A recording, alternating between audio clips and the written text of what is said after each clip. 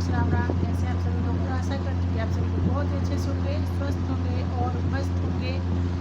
और मैं हूँ कानपुर से सुमन, और मैं काफ़ी लंबे समय से ब्लॉग बना रही हूँ और साथ में फूड चैनल भी। और मुझे अच्छा लगता है आप लोगों से बातें करना। और कल शाम की मैं आप लोगों से एक बात शेयर करना चाहती हूँ। कल मैं और मेरी बेटी शाम को ऐसे ही पार्क जाने के लिए निकले, करीब 7 बजे। तो मैं और मेरी बेटी दोनों स्कूटी से थे और हम लोगों ने सोचा कि बाहर से कुछ जंक फूड वगैरह भी खा कर आएंगे। और जब हम लोग बाहर निकले तो इसमें मेरी बेटी स्कूटी ड्राइव करती है, चलाती है। तो मैं उसके पीछे बैठी हुई थी, और तो हम लोग अपने साइड से जा रहे थे।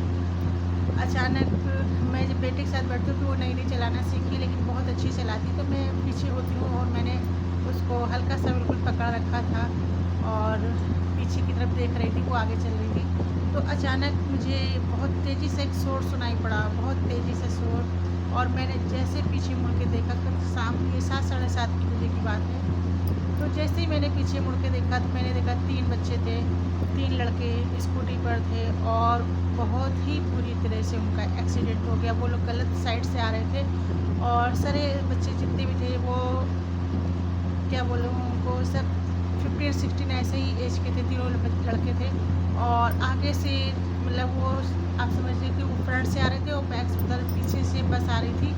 बस वाले ने इतनी अच्छी और फोर्सफुली ब्रेक लगाया कि वो बच्चों के बिल्कुल स्कूटी के पास जाकर ही रुका, और वो जो लड़के थे पूरी तरह से ज़मीन पे गिर गए थे। और किस चीज़ से टकरा ये मैं नहीं देख पाई, क्योंकि इतना अचानक ये सब कुछ हुआ कि मैं बिल्कुल नहीं देख पाई। बस एक बच्चे का मैंने फेस देखा, वो बस की हेडलाइट्स जो जल रही थी उसकी वजह से। और मैंने देखा तीनों लड़के ज़मीन में गिर गए। तो जो पीछे सबसे बैक में बैठा था, आई थिंक वही बच्चा था जो ज़मीन में गिर गया था और बेहोश हो गया था। और उसका एक पैर पूरी तरह से डैमेज हो रखा था, पूरी तरह से कि जो पैरों की डायरेक्शन थी वो भी उसकी घूम गई थी। तो मैं उसको देख के इतनी तेज़ में काँपने लगी। मैंने बाबू से कहा कि बेटा बाइक स्कूटी रोकिए। उसने स्कूटी रोकी और मैं साइड में खड़े होकर देखने लगी कि कौन हेल्प करता है उन बच्चों की और कौन हेल्प नहीं करता है। तो उन बच्चों की किसी भी ने भी हेल्प नहीं की। और वो जो बच्चे गिरे थे उनमें से एक जो सबसे आगे बैठ के स्कूटी शायद चला रहा था, क्योंकि वो काफ़ी एक्टिव था। वो जो गिरा बच्चा था जिसके पैर पूरी तरह से डैमेज हो चुका था, काफ़ी ब्लड लॉस हो रहा था, तो उसने उस बच्चे को सर उठा के हिलाना शुरू किया और बहुत ज़ोर ज़ोर से उसने रोना शुरू किया। फिर भी उन बच्चों की किसी ने कोई हेल्प नहीं की। और वो फिर वहाँ पे जो साइड में वो बोलते हैं वो पिकअप पुलिस खड़ी रहती है, तो उनमें से एक लोग आए भैया, उन्होंने थोड़ी सी उसकी हेल्प की। और वो बच्चे दो तो पूरी तरह से बेहोश हो गए थे, एक का तो पूरी तरह से पैर डैमेज था। मैं इतना थर-थर में काँप रही थी, मुझे इतना डर लग रहा था कि मैं क्या करूँ? ये बच्चे अपने घर से क्या बोल के निकले होंगे, मैं घूमने जा रहा हूँ, फिरने जा रहा हूँ और यहाँ आकर ये, और इतनी तेज़ स्कूटी चला रहे थे बच्चे।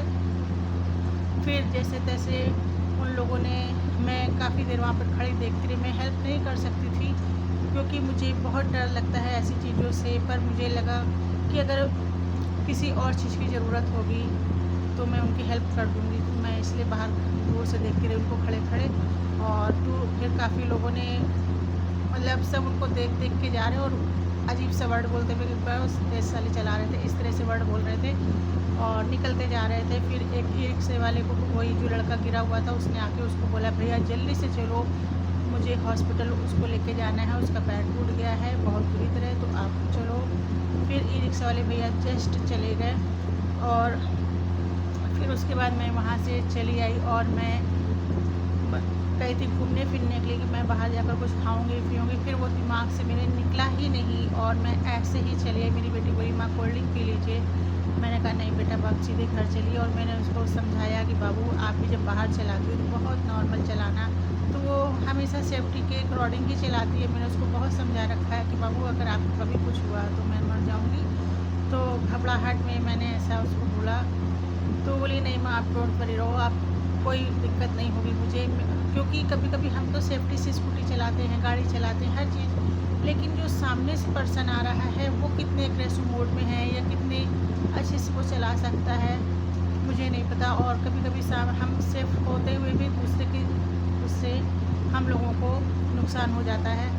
तो मैं और बच्चों से भी बोलना चाहूँगी जो आजकल नए नए यंग बच्चे हुए स्कूटी लेके निकल पड़ते हैं, तो प्लीज़ बच्चों आप 5 मिनट की हड़बड़ी के लिए 5 मिनट की स्पीड पकड़ने के लिए या अपने दोस्तों से जो आप लोग क्या बोलते हैं रेस लगाते हैं कि चलो ऐसा करते हैं, मैंने अक्सर देखा है।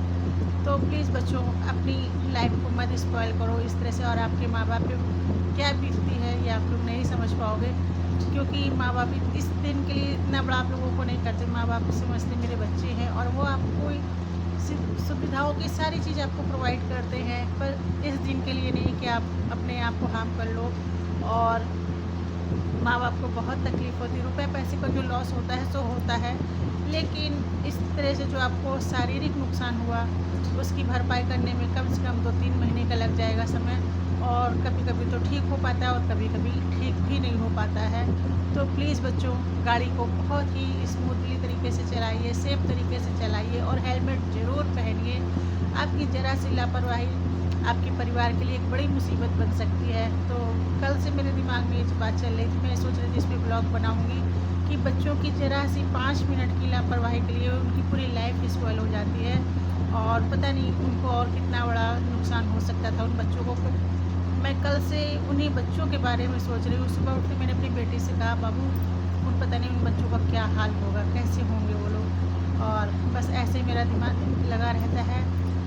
तो प्लीज़ आप लोग भी मेरे चैनल को सब्सक्राइब कीजिएगा और मेरे इस वीडियो को आप लोग शेयर ज़रूर कीजिएगा, क्योंकि मैं चाहती हूँ कि मेरी बात ज़्यादा से ज़्यादा लोगों तक पहुँचे। और आप लोग भी जो लोग भी मेरे वीडियो देखते हैं अपने बच्चों को ये एडवाइस ज़रूर कीजिएगा, और बड़े लोग भी हेलमेट लगा कर ज़रूर निकलिएगा, क्योंकि लाइफ से बढ़ के कुछ नहीं। 1 मिनट की लापरवाही आपके पीछे जो बहुत तबाही छोड़ जाती है, और आपकी जो फैमिली होती है जिसको आप दिन रात ख्याल रखते हैं, उनका केयर करते हैं, उनकी लाइफ ख़राब हो जाती है। तो प्लीज़ अपने आप का ध्यान रखें, साथ में हेलमेट लगाएं और सामने वाले का भी ध्यान रखें, गाड़ी हमेशा धीमी चलाएं। Okay, bye bye.